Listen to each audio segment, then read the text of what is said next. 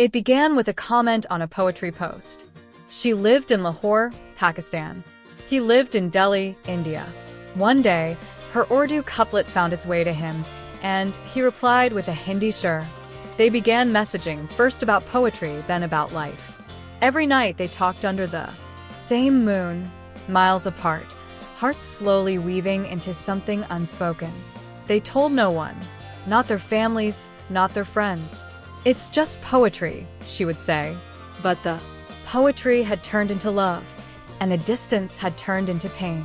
One day, he said, "What if we met just once?" She laughed nervously. "And what if we got caught?" But her heart whispered, "What if we didn't?" They met at a literary festival in Dubai, neutral land. When their eyes met for the first time, no words were needed. They didn't hug. They just stood there and smiled. They spent the day walking, laughing, reciting lines from their favorite poets. She wore blue. He wore white. She whispered, "We're writing our own ghazal today."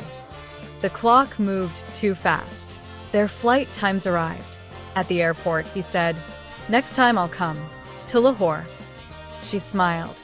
"Next time, we won't need borders." Back home, they stopped messaging.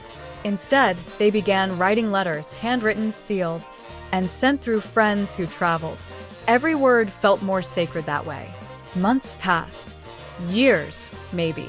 But the love didn't fade.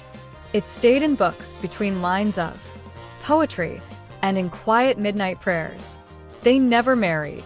Not each other, nor anyone else. But they lived full lives, always knowing someone across the border once loved them so gently, it became eternal.